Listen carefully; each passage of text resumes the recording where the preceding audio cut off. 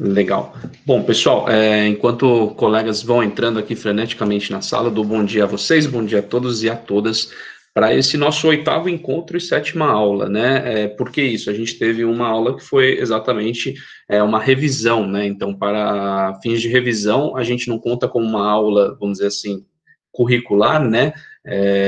Como conteúdo novo e tudo mais, mas a gente conta como um encontro. Então, tivemos 8 encontros, contando com esse, sendo eles 7 aulas, né? Se vocês puderem colocar no chat que estão me ouvindo bem, que conseguem ver, que está tudo certo, eu agradeço, né? Já teve logo no começo, quando a gente éramos apenas 2 pessoas, eu conversando, falou, olha, professor, estou te ouvindo, está tudo bem? Legal, Mayara, já ouvi aqui, já li de vocês, está tudo certo. Bacana. Pessoal, a ideia hoje, nesse 7º encontro, né, nessa 7ª aula, desculpa, é a gente falar sobre organizações supranacionais, né, até um conteúdo bem curtinho que está na apostila de vocês, algo muito referência, a gente vai acabar extrapolando um pouco desse conteúdo, né, falar um pouco mais, acho que ele está de uma forma muito técnica, né, muito expositiva, muito, é isso e seja feliz. Então, acho que a gente vai para talvez um conteúdo um pouquinho mais aprofundado e que envolve também até algumas outras questões do que está ali na aula, além de alguns exercícios que estão ali previstos, né? Eu vou compartilhar uma apresentação aqui com vocês, vou aqui pôr em uma janela e vou dizer para ele que eu quero o PowerPoint e vou começar a compartilhar. Eu já estou colocando aqui no modo de apresentação, né? Novamente, como eu comentei no nosso último encontro, eu estou fazendo essas apresentações nesse formato wide, que parece que ocupa melhor a tela, a gente fica com mais tela para trabalhar.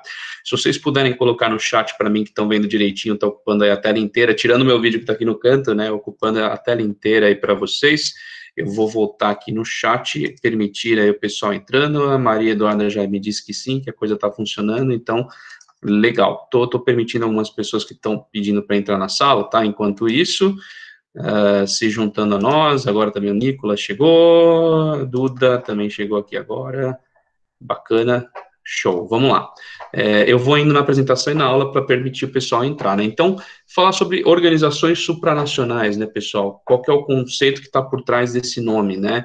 Quando a gente fala de supranacional, a gente fala de algo que é maior do que a nação. Então, na prática, uma organização supranacional é uma organização maior do que um país. Como que alguém pode ser maior do que um país? Porque envolve mais de um país. Esse é o conceito de uma organização supranacional, uma organização que extrapola vamos dizer assim, a área de domínio de um país para reunir mais de um país, para reunir vários países dentro de um tratado, de algum acordo feito entre eles, normalmente de natureza comercial, tá? Até olhando, né, a gente começa falando sobre blocos econômicos, mais gente chegando aqui, vou permitindo, e quando a gente fala de blocos econômicos, né, e tá aí essa imagem dessa corrente, ela é bem ilustrativa do que a gente pensa aqui, né, que é essa coisa de encadear, de ter uma unidade, né, nesses blocos. E a grande pergunta é por quê? Por que países, eventualmente, precisam se organizar em blocos, ou porque eles deveriam, ou porque é bom, né? O grande olhar que a gente tem que ter é o seguinte, gente, hoje, né, 20 de junho de 2020, e não é de hoje, mas de uns tempos para cá, o capitalismo venceu, tá? Então, até segunda ordem, o capitalismo venceu, ele alcança o mundo inteiro, é a forma vamos dizer, é o modelo econômico que está estabelecido para o nosso mundo no contexto de hoje, e ele alcançar o mundo inteiro tem esse processo chamado de mundialização do capitalismo, coloquei até em negrito em destaque aqui para vocês, tá? E o que acontece, né? Como ele está no mundo inteiro, com esse processo de mundialização, a concorrência no mundo inteiro fica mais intensa, né? Trocas comerciais estão acontecendo por toda parte, em todo o planeta.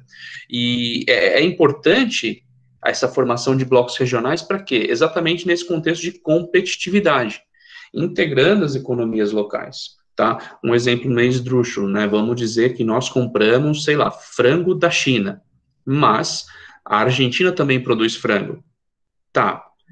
Quem é mais perto, a China ou a Argentina? Puxa, a Argentina. Então, certamente, a forma de transportar o frango da Argentina para o Brasil é mais barata. Legal. Só que a China produz muito frango, absurdamente. Então, faria mais sentido eu comprar da China porque é mais barato. Sim.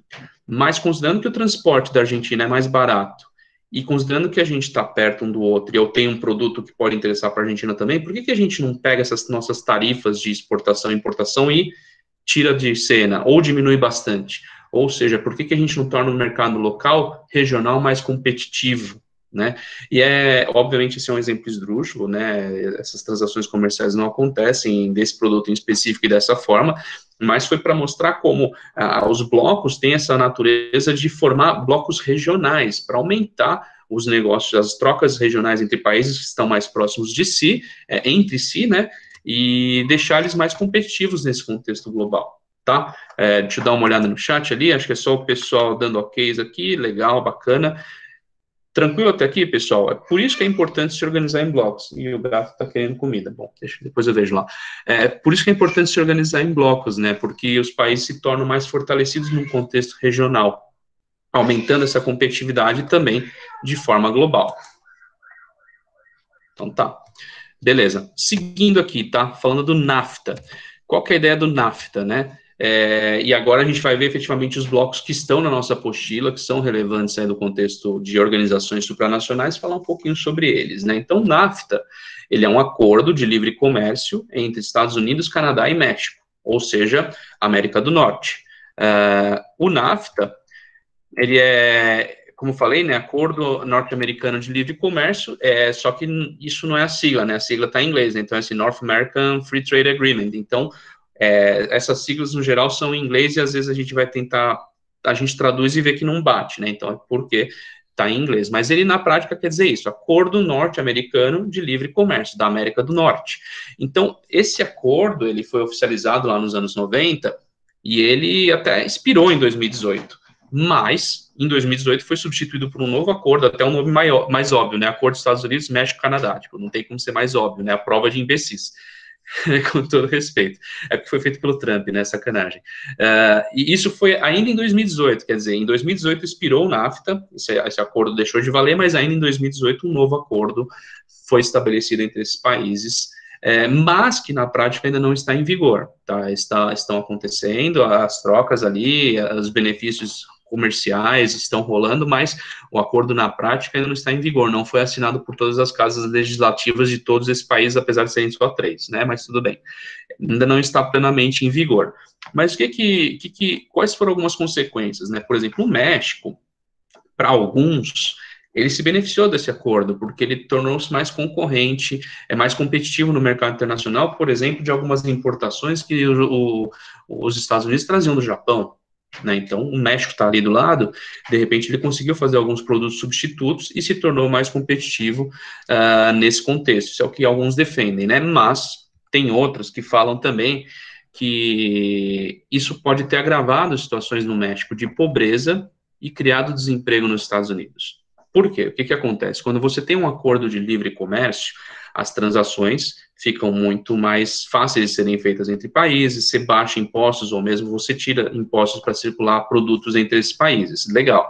Então, se não tem imposto para o produto circulando, onde o produto vai ser produzido? Onde for mais vantajoso. E, normalmente, onde é mais vantajoso uma coisa ser produzida? Onde paga-se salários menores, onde tem um custo de instalação menor, onde tem esse negócio, a mão de obra mais barata, né? E isso foi no México. E o que acontece quando você utiliza muito essa estrutura de mão de obra mais barata? Você acaba, sim, agravando a pobreza, porque você começa a instalar nessa região indústrias e toda uma rede de comércio, mas na prática o ganho gerado por esse produto não fica nessa região, não são os trabalhadores dali que saem mais beneficiados, são realmente os donos dessas empresas, as pessoas que fazem as transações comerciais depois com os produtos dessas empresas. Então o empobrecimento acaba sendo natural, porque você agrava as condições e você estimula as condições de salários menores. Então, onde eu quero chegar, por exemplo, se para atrair uma empresa ali para o México, o governo mexicano definiu que o salário, o ganho das pessoas seja menor, então essa situação acaba se mantendo como um todo, ganhos de outras pessoas acabam diminuindo também e a pobreza acaba se alastrando, entendeu? Porque é aquela coisa, peraí, então para aquela indústria se estabelecer aqui, o salário mínimo baixou, pô, salário mínimo tem que baixar para todo mundo, estou falando agora empresário olhando, né, e salário mínimo baixa para todo mundo fica com uma condição econômica menos interessante. Ao mesmo tempo, se essas empresas, esses negócios vão, por exemplo, para o México, as empresas americanas criam desemprego nos Estados Unidos. Então, essa questão que tem sido bastante apontada referente ao NAFTA, referente a esse acordo e da forma como ele é feito por ali, né? Tem até essa charge aqui do lado, né? O Donald Trump ali em 2018 assinando ali o acordo do jeito que ele queria, né? Você vê que México e Canadá nessa representação estão apenas assistindo e o Trump está assinando do jeito que ele quer, tanto que ainda não está em vigor, né, o acordo, exatamente porque o Trump ele é muito protecionista, né? O Trump ele tem até uma política antiglobalista, né? Exatamente por esse último ponto aqui. Na visão dele, o fato de indústrias americanas irem para mercados como o México, o Sudeste Asiático, né, tinha ido para a China, agora foi lá para o Vietnã, para outras regiões ali, esse fato cria desemprego nos Estados Unidos e é isso que ele é contra. Então, ele é contra, de certa forma, a globalização. Então, ele quer trazer de volta essa indústria, trazer de volta os empregos para os americanos, não à toa que o slogan dele era o Make America Great Again, né? Então, torne a América, os Estados Unidos, no caso, gostam de se referir aos Estados Unidos como América, então, torne a América forte e grande de novo. Como? Com emprego, com indústria, com produção aqui. Então, essa é a carinha do Trump e do governo dele nessas relações comerciais, tá? Tô vendo que não tem nenhuma pergunta no chat. Seguindo, pessoal, a gente falou aqui sobre NAFTA, o próximo grupo que está na nossa apostila e é legal a gente falar, e está mais perto da gente, é o Mercosul, né?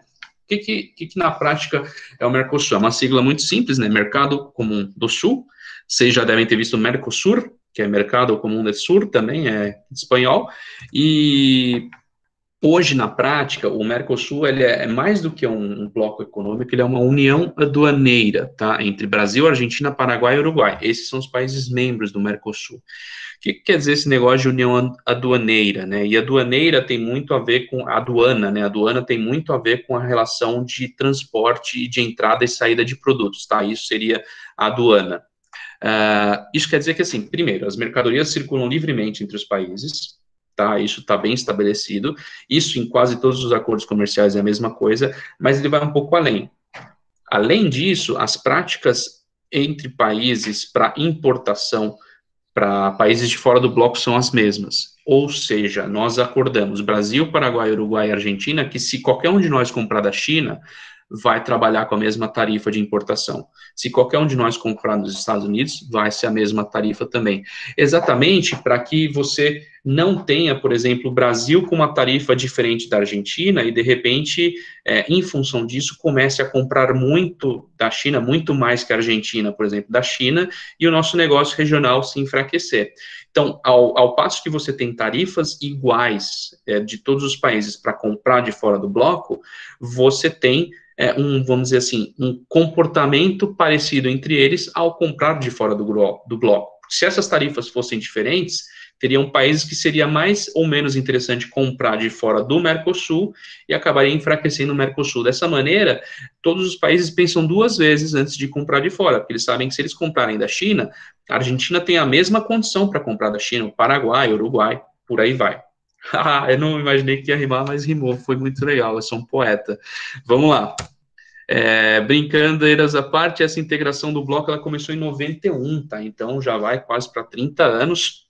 E é importante a gente olhar que além de Brasil, Argentina, Paraguai, Uruguai, a Venezuela também foi admitida sim no bloco, é um membro mais novo, mas foi admitida e já está com a participação suspensa, né? Exatamente por tudo que tem acontecido na Venezuela nos últimos anos, algumas questões de um regime que é, sim, inegavelmente autoritário e que tem algumas posturas não muito transparentes. Então, para você ter uma zona de livre comércio, olha só, livre, né?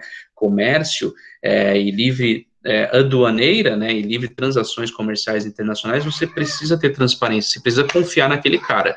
E na prática, Brasil, Uruguai, Argentina e Paraguai não confiam na Venezuela. Isso é que eles estão dizendo ao colocar a participação deles em suspensão, tá? Para além disso, né, aqui até do ladinho temos esse mapa, né, então em azul mais escuro são os países que efetivamente estão no bloco que a gente falou, né, Brasil, Paraguai, Uruguai, Argentina e aqui em cima Venezuela em suspensão. Em verde, estão países que são a gente pode chamar de associados. Qual que é a diferença? Eles não são membros, né? O Chile, Peru, Equador, Bolívia, Venezuela, desculpa, Guiana e Suriname, Venezuela não, esses países são associados. Qual que é a diferença entre membro e associado? Membro é tudo que eu falei para vocês, né? Então tem toda essa união aduaneira e tudo mais. O associado é um cara que faz transações com o bloco, mas não tem os mesmos benefícios. Mas quanto mais ele fica como associado, mais as tarifas vão baixando. Então o associado tem benefícios, mas não tanto quanto o membro. Um país que é associado, que quer se tornar membro, tá sendo avaliado, é a Bolívia, tá? A Bolívia está aqui com um azul um pouquinho diferente, exatamente porque ela está nessa transição, ela é um associado, mas quer ser membro do Mercosul, beleza?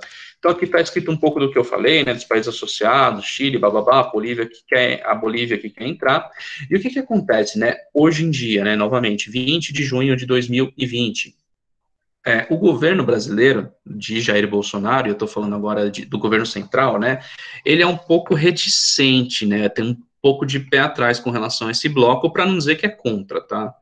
Talvez não, ele certamente já disse até que não é muito a favor, não. Mas eu vou dizer que ele tem um pé atrás. Por que isso, né? Em primeiro lugar, o Bolsonaro tem um perfil um pouquinho nacionalista. Eu ouvi algum bloque aqui, quer dizer, vamos lá. O que significa a cor cinza na Guiana Francesa? É que a Guiana Francesa, Giacomo, ela não é nem membro nem associado, e na prática a Guiana Francesa ela não é um país, né?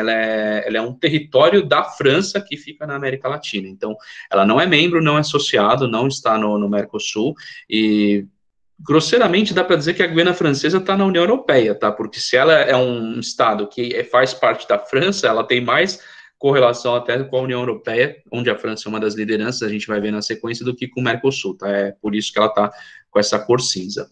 E o que acontece, né? Voltando aqui, o Bolsonaro ele tem um perfil nacionalista, é parecido com o Trump, ele não é muito da globalização, ele é muito assim da indústria local, vamos tornar o Brasil grande e tudo mais. Isso faz com que ele não olhe para o Mercosul com bons olhos, mas tem um outro viés também, que o governo do Bolsonaro, ele acusa o Mercosul de atuar com viés ideológico. E o que acontece? Realmente, nos anos 2000 como um todo, a América Latina e esses países aqui do Mercosul, entre outros, tá? Por exemplo, Bolívia e tudo mais, tiveram sim governos mais à esquerda, né? Se a gente traçar uma linha no meio, governos mais à esquerda, no caso, minha esquerda, a esquerda de vocês aqui. Então, a gente teve sim governos mais à esquerda, por exemplo, no Brasil, que a gente teve aí mandatos de Lula e Dilma, quase 14 anos, né? Mais os 2 anos do Temer. Só que o que acontece é que tem uma grande questão também desse governo atual, que é aquilo, se você não é do nosso governo atual, se você não compactua, se você não concorda com o Bolsonaro, o governo atual, você é de esquerda. Então, a gente tem uma imagem desse governo atual que, por exemplo, o Fernando Henrique é de esquerda, né? Da visão deles, né? O Fernando Henrique, na época que foi presidente do Brasil, o PSDB. Se a gente olhar para o Mercosul tendo sido criado em 91, a gente teve governo do Fernando Collor, teve governo do Itamar Franco, Fernando Henrique, mas para esse governo atual é tudo de esquerda, é tudo um viés ideológico e tal. Então, tem essas duas questões, tá? Tanto o perfil nacionalista do Bolsonaro, como ele olhar para o Mercosul e falar que tem um viés ideológico. Então, ele não é muito favorável não ao bloco. O próprio Paulo Guedes, que é o ministro da Economia, já falou que não é muito nossa prioridade, não, mas continuamos lá. Inclusive, essa foto aí do Bolsonaro é ele recebendo em julho do ano passado a presidência do Mercosul. Essa presidência ela roda, né? Então, agora não é mais ele, inclusive, é o presidente do Paraguai, que é o presidente do Mercosul. Daqui a 2 anos volta a ser o Bolsonaro, em tese, né? Então, isso é que eu podia falar aqui para vocês no nosso tempo aqui sobre o Mercosul, já extrapolando um pouco do que está na nossa apostila, tá, gente? Beleza até aqui? Seguindo aqui, a gente vai para a União Europeia, o outro terceiro grande bloco que está em destaque na nossa apostila, é legal a gente mencionar. União Europeia, como que funciona isso, né? É uma união econômica e monetária, ou seja, entre as economias, entre a circulação de mercadorias, e monetária, de moeda, que conta com 27 países, né? E por que eu falo monetário? A moeda comum entre eles é o euro, normalmente entre esses países, tirando algumas exceções, eles utilizam o euro, tem até o termo zona do euro, né? E além dessa questão da questão econômica, monetária, essa União Europeia, ela prevê uma circulação livre de pessoas, um trânsito livre de pessoas entre esses países, contanto, claro, que ela tenha nacionalidade entre eles, né? Se você for, por exemplo, para a Inglaterra agora, na hora que você for entrar na Inglaterra, lá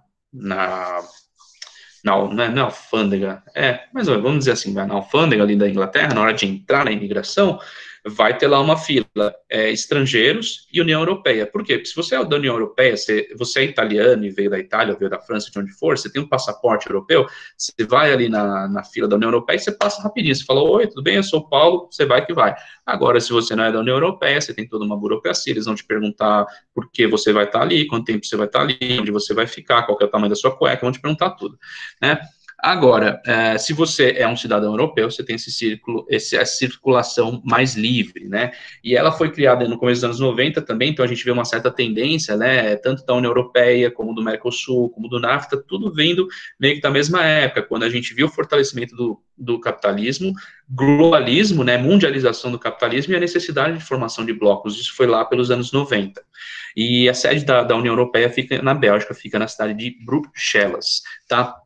E o que acontece, né? Todas as uniões são questionadas, né? Vocês viram que o Mercosul hoje ele é meio questionado pelo governo brasileiro, é questionado por outros governos, o NAFTA pelo governo do Trump, e a União Europeia também sempre foi questionada por alguns países, principalmente aqueles que são mais fortes economicamente. Falou, por que eu tenho que fazer união com aquele paizinho fraquinho ali? Por que eu tenho que obedecer determinadas regras? Então sempre tem esses questionamentos, sempre tem divergências, né? E a crise que a gente teve em 2008, 2009, ela foi muito marcante nesse sentido. Por quê? Né? Se a gente olhar para aquele contexto, teve um caso muito importante, que é o caso da Grécia. Em 2008, 2009, a Grécia foi muito afetada por essa crise, né? Para que ela não quebrasse, para que a economia não fosse para o saco, os demais países da União Europeia socorreram a Grécia, ou seja, emprestaram dinheiro mesmo, tá? Só que para a Grécia receber esse dinheiro, coisa um, e não ser chutada da União Europeia, coisa dois, ela precisou aceitar algumas medidas de austeridade fiscal para receber essa ajuda, né? O que é esse termo austeridade fiscal? São medidas que envolvem dinheiro, normalmente impostos, previdência, coisas assim, que o país tem que, ou é aquilo, ou ele se ajusta ou ele está fora.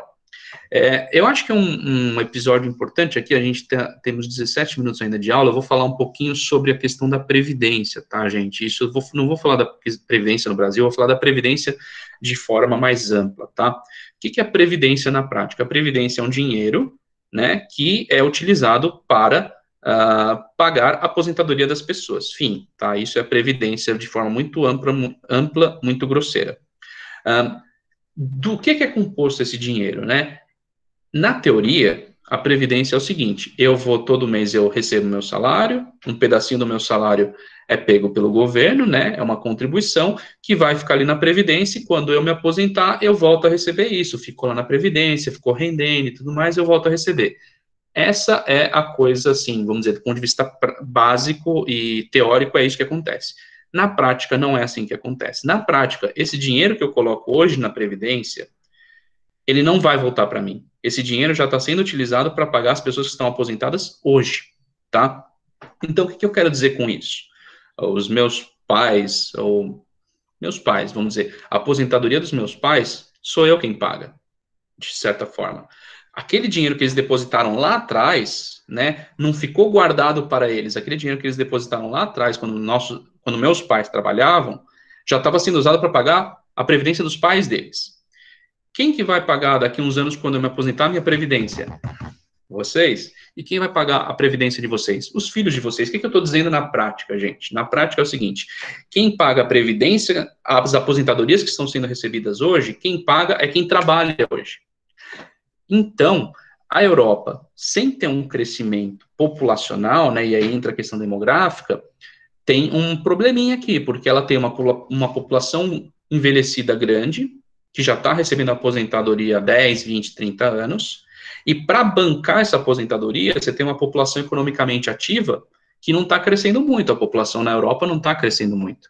Esse é o grande problema da Previdência. Para vocês terem uma ideia, na Grécia, nessa época, com 50 e poucos anos, uma pessoa podia se aposentar e se aposentava com um salário legal, salário bacana, não era uma aposentadoria safada, uma aposentadoria legal. Só que assim, na Europa, onde se vive facilmente até os 80 anos, essa pessoa ficava 30, às vezes 40 anos sendo bancada, grosseiramente falando, pelo governo. Isso para a Previdência, em um lugar onde a população não está crescendo, é muito pesado. tá? Ah, o professor, então, é contra manter a aposentadoria, o professor é a favor da aposentadoria só aos 70 anos. Não estou dizendo isso. Eu estou dizendo que quando você faz a conta, a coisa é difícil de gerenciar. E aí você tem que fazer a conta e, como eu gosto de usar uma palavra meio chata, escrutinar a conta, ou seja, entender o que nessa conta está impactando. E aí sim, a gente pode ir para a Previdência e ver que a gente tem funcionários que recebem uma Previdência absurda. E aí sim a gente tem que atuar. Eu acho assim, a gente tem que atuar nas reformas previdenciárias de forma a ter um certo equilíbrio, né? Não sair cortando ou não colocar a idade para o cara se aposentar com 90 anos. Mas que é uma conta difícil de fechar, ela é. Tá? O Brasil também já está num cenário que a população brasileira não está crescendo absurdamente. Então, o nosso problema previdenciário já existe, só vai piorar. Né? Então, por isso se fala tanto de reforma da Previdência. Tá? Por que eu falei tudo isso? Porque um dos itens de alteridade fiscal que a Grécia teve que aceitar para receber essa ajuda foi sim mexer na previdência dela, foi sim falar, tá bom, então vou mexer na minha idade mínima, ou vou mexer no valor da aposentadoria, porque era isso que estava detonando a economia da Grécia na época. E o que acontece, né? Hoje, além disso tudo, além de os países olharem, né, para a União Europeia e falar, puxa, eu sou um país com uma economia melhor, tenho que ficar ajudando o país com a economia mais fraca e tenho que obedecer a Bruxelas, que é onde fica a sede da União Europeia, pô, não aceito tanto. Além disso tudo, tem a questão do fluxo migratório de refugiados dos conflitos na Síria e na África para a Europa, tá? Parênteses aberto. Dos refugiados desses conflitos, em torno de 10% está indo para a Europa, tá? A maior parte ficam ou na própria África ou na própria região da Síria, né? O lugar que tem mais população da Síria no mundo do que a própria Síria, claro, é o Líbano, não é a Europa, tá? Então, toda essa briga é por 10% dos refugiados, não esqueçam disso, tá? Mas vamos lá. Tem esse grande ponto de divergência sobre esse fluxo migratório dos refugiados, né? Inclusive, esse ponto foi decisivo para o tal do Brexit, né, a saída ali do Reino Unido da União Europeia, né, esse British Exit. E o Reino Unido, ele discordava, além de várias outras coisas da União Europeia, ele discordava da política estabelecida para a entrada desses imigrantes refugiados. Ele discordava, falava, não gosto, não concordo, não quero, e fez-se lá um referendo, né, na época o governo inglês era um governo mais à esquerda, né, do David Cameron, ele fez ali um referendo e achando que a população, nossa, não, nunca que eu quero sair da União Europeia, a população falou, eu quero. E aí veio todo o processo de Brexit, inclusive com várias lideranças políticas mudando lá na União, no Reino Unido, né, veio a Theresa May, e aí mais recentemente veio eu estou pensando Gordon, me falhou aqui o nome do atual premier, se alguém conseguir dar um Google agora, nossa, me fugiu total. Boris Johnson, eu tô pensando Ramsay Gordon, que acho que é o cara lá do cozinheiro. Boris Johnson, exatamente. O Boris Johnson, que é o atual premier, né, primeiro-ministro do Reino Unido, né, e que, sim, encabeçou esse processo do Brexit agora realmente aconteceu. Então, o que é importante a gente olhar é que a União Europeia perdeu um pilar importante, tá aqui nessa imagem, né, aqui a bandeirinha da Inglaterra saindo do Reino Unido, então a União Europeia perdeu um player importante aí, e hoje fica só com dois, que é a França e a Alemanha, tanto que tem gente que fala, cara, se França ou Alemanha saírem da União Europeia, saírem desses 27 países, a União Europeia acabou, ela não consegue mais se segurar, tá? Então, o que aconteceu? Com esse Brexit, né, com essa saída do Reino Unido, agora a Inglaterra deixa de ter, né, o Reino Unido, perdão, deixa de ter diversas questões aí de vantagens comerciais e de circulação de pessoas, tudo aquilo que eu falei referência à União Europeia, mas também deixa de ter diversos compromissos que tinha com relação à União Europeia. Inclusive para o Brasil, o Brexit pode ser interessante, porque o Brasil pode trabalhar algumas transações comerciais com o Reino Unido, que já fazia, mas de forma diferenciada, de forma mais interessante para a gente. Então, os impactos disso ainda não podem ser muito previsíveis, não são muito previsíveis, mas estão estabelecidos e a gente vê que os blocos regionais não são necessariamente harmônicos, pelo contrário, eles são tem bastante conflito rolando, bastante questão aí em debate, tá? Isso que a gente falou aqui, pessoal, extrapola um pouco já o que a gente tem na aula, né? Vocês vão ver que é uma aula muito curta ali, né? Tem meia página de conteúdo escrito na prática. Aproveito aqui, né, Giacomo, para agradecer você aí pelo Boris Johnson, pela lembrança, tá? A Mayara, que ela colocou no grupo, a natalidade diminuindo acaba diminuindo com a população economicamente ativa, né? Isso tá até naquela parte que eu estava falando sobre o caso da Grécia, né, sim, essa é a questão, com a população não crescendo, com a natalidade diminuindo, a população economicamente vai diminuir, né, a população economicamente ativa, né, vai diminuir, e a população economicamente ativa é a população que trabalha, né, isso de forma demográfica e grosseira, tá, porque pode ter cara aposentado que trabalha, que gera riqueza e tal, mas a população economicamente ativa é aquela que trabalha, paga impostos, e os impostos são utilizados para tudo, inclusive a Previdência, e é isso aí, Mayara, realmente com essa população não crescendo, fica complicado para os países se manterem. Extrapolando também um pouco da nossa aula, né, e rapidinho, né, outras organizações relevantes que são supranacionais, né, a gente tem aqui a comunidade andina, na América do Sul, que é muito parceira do Mercosul, que aí está Bolívia, Colômbia, Equador, Peru, Chile já foi, mas saiu, CARICOM, que é a comunidade do Caribe, ela envolve todas aquelas ilhas do Caribe, todos os países, mais alguns tratados que eles têm com Cuba e com República Dominicana, tá?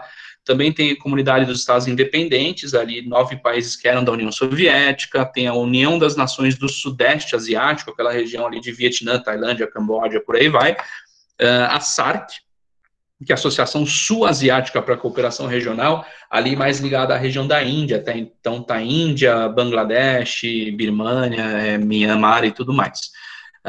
União do Maghreb Árabe, é aquela região ali do noroeste, norte também, da África, eu coloquei nordeste aí, mas é noroeste, tá? Leiam noroeste, não nordeste, depois eu ajusto, que tem ali aquela porção mais ocidental da África, né? Então, Marrocos, Argélia, Tunísia, Líbia, Mauritânia, tudo naquela região que eles chamam de Maghreb, estão aqui representadas por essa organização também. E também tem a SADC, né, que é uma comunidade de desenvolvimento da África Austral, lembrando que Austral refere-se a Sul, Austrália, pegaram, e é uma união de 15 países localizados ali no sul da África, com uma liderança, obviamente, da África do Sul, tá? Então, são outras organizações, tem mais, tem até, acho que tem mais uma, isso é do Golfo, né, que é o GCC, que é o Conselho de Cooperação do Golfo, né, tô falando do Golfo Pérsico, reunindo aqueles países da Península Arábica que produzem bastante petróleo, né, Arábia Saudita e tudo mais.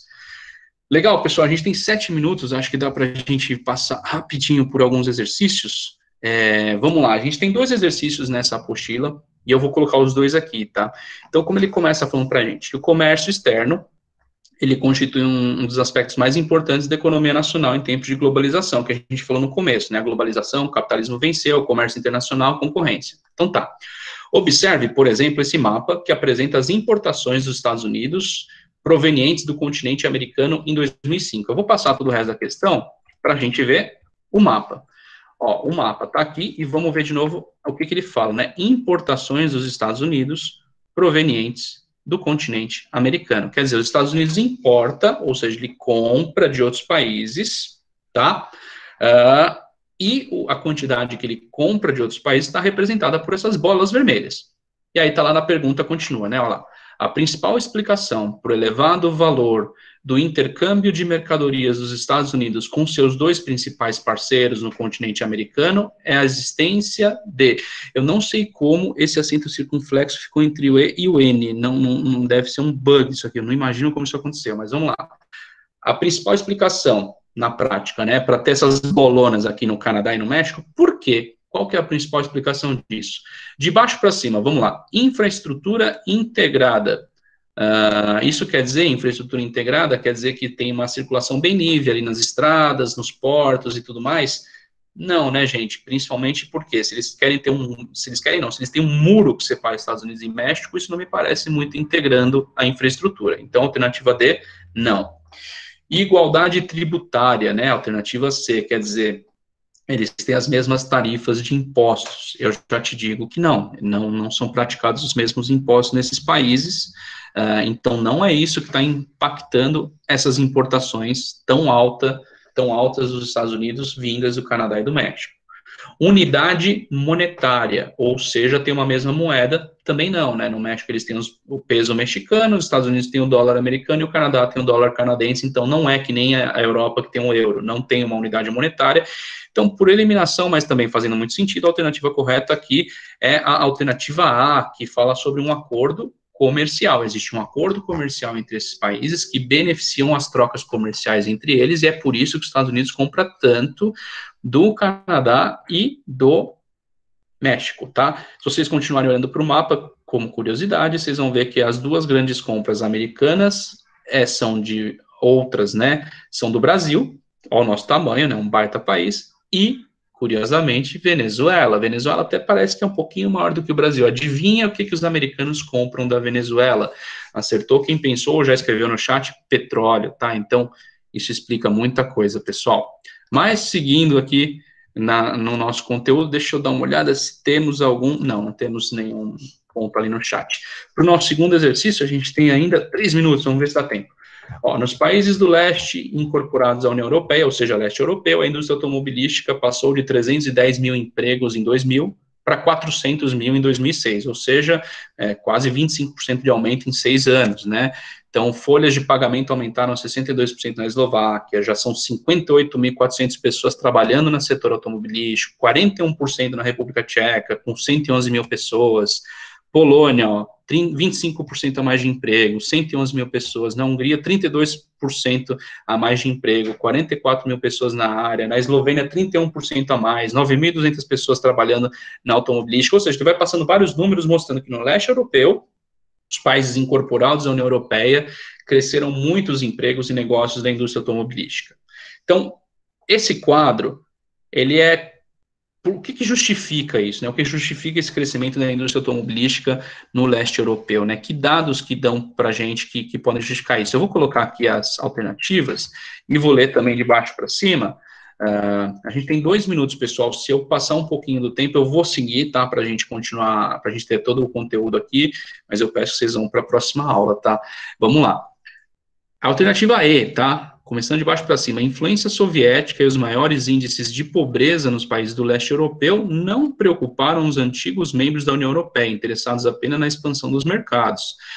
Isso é mentira, tá? Os membros mais antigos da União Europeia, quando esses países entraram, eles tinham muito receio na entrada deles, porque eram, sim, países muito ainda ligados à União Soviética na época, né? Que nem era mais a União Soviética, já era a Rússia, já era o contexto das comunidades, da comunidade dos Estados Independentes, mas eles tinham, sim, um certo receio em como que esses mercados iam se comportar. Então, a alternativa E não está certa, tá? A alternativa D, o fato de pertencerem à União Europeia torna esses novos países membros verdadeiras portas de entrada para mercados de maior poder aquisitivo, fazendo com que indústrias de países em desenvolvimento os procurem para lá se instalarem. Tem um grande problema aqui, é esse países em desenvolvimento, tá? Tornando que indústrias de países em desenvolvimento. Na prática, que países estão em desenvolvimento? São meio que os BRICS. E até onde eu sei, não tem nenhuma indústria da Índia, China, Brasil e Rússia se instalando nesses países. Então, a alternativa D também está errada. A alternativa C fala para a gente que a presença do Estado como um agente econômico, com grande participação na economia dos países do leste europeu, é um importante fator que atrai as indústrias multinacionais a se instalarem, já que elas são dependentes do capital estatal. Isso sim, as multinacionais sempre gostam de capital estatal para ajudar elas e tudo mais, mas não é muito isso que aconteceu ali no leste europeu, tá? Essa presença do Estado como um grande agente econômico, o Estado estava bem ferrado ali no leste europeu. Então, as empresas meio que se instalaram ali, elas se pancaram, tá, gente? São 9h20, tá, pessoal? Sei que vocês têm outra aula, eu vou seguir aqui só para a gente finalizar, porque está gravando, tá? A alternativa B, ela tem um problema, tá, gente? Ela foi impressa, ela está na nossa apostila assim. Esses novos países da União Europeia aproveitaram os baixos índices de crescimento industrial nos países mais ricos da Europa nas últimas décadas, como Alemanha e França, apresentando-se como áreas de expansão da indústria no interior da Europa. O que acontece? Essa questão, originalmente, como ela foi feita na prova em que ela foi aplicada, porque é uma questão que foi tirada de uma prova, isso aqui não estava escrito baixos, tá? Estava escrito altos. Altos índices de crescimento industrial nos países mais ricos. Como altos índices nesses países mais ricos está errado, realmente o crescimento da indústria não está acontecendo neles, na verdade eles estão sofrendo muitas vezes um processo de desindustrialização, tendo menos indústrias, já seria de cara errada essa alternativa. Como eles falam baixos índices de crescimento, começa a parecer não tão errada essa alternativa, tá? A única coisa que a gente pode dizer é que não dá para necessariamente se estabelecer uma correlação. Então, assim, porque ali está crescendo menos a indústria, aqui é a área de expansão da indústria. Não. ela pode estar crescendo menos, mas ela pode continuar sendo estabelecida ali. Então, talvez essa correlação não seja bem não dê para estabelecer tão bem essa correlação, mas a grande questão é esse baixos, galera, esse baixos tá errado nessa pergunta, tá? E ele deixa essa alternativa B quase certa, porque na prática a alternativa certa é a A, que é a entrada dos países do leste europeu na União Europeia deu grandes vantagens competitivas porque eles têm custos de produção menores, né, mais barato produzir lá, atraindo investimentos industriais. Essa é a alternativa certa. Mas, no caso, como essa alternativa B saiu com uma impressão errada, ela pode ficar quase certa. Eu vi que alguém abriu o áudio, uma pergunta, uma coisa aí. Não, foi sem querer. Ah, foi o gato. Tá bom. Beleza. Pessoal, era isso que eu tinha para falar para vocês, tá? Eu vou, como eu falei, essa aula está gravada, e eu vou interromper agora o meu compartilhamento e voltar aqui com vocês. Obrigado a todos pela presença. Eu vi que muitos continuaram ali, né? Eu vou disponibilizar os slides e também a gravação no plural. Eu tenho realmente tenho furado nessa parte da gravação. Os slides eu estou sempre disponibilizando, tá? Teve até uma pergunta aqui, né? Se o novo acordo não está em vigor, como ficam as relações comerciais entre os países da América do Norte? Essa é uma boa pergunta, viu, cara? Tá com o WF, tá? Não sei se você é ele ou ela, então, amigues. Essa relação comercial, ela fica abalada, ela continua, de certa forma, nos termos que estavam no NAFTA. Por quê? Porque a partir dali fizeram-se acordos entre empresas, William, beleza. Então, William, fizeram-se acordos entre empresas, entre os negócios regionais, e eles estão sendo, de certa forma, respeitados, eles estão sendo honrados, esses acordos que já existiam. Então, o que acaba acontecendo é que as coisas estão se mantendo, mas não estão formalizadas, tá? Então, a qualquer momento, pode, de repente, alguém mudar de ideia e deixar de ter aquela tratativa, aquele benefício, aquele comércio livre sendo mudado, e falar, mas não tem mais acordo, então mudei. Então, é essa insegurança que acaba acontecendo, tá? Porque o intuito de fazer transações comerciais numa região de forma mais benéfica é bacana para todo mundo, mas se de repente alguém quiser levar vantagem e quiser mudar o que está combinado, pode. Como não tem algo assinado, isso pode acontecer. Tá, gente? Bom, agora eu falei demais, eu vou finalizar aqui mesmo, passei do horário, vocês têm outra aula, vão para outra aula, senão depois eles vão brigar comigo, interrompendo a gravação. Sim,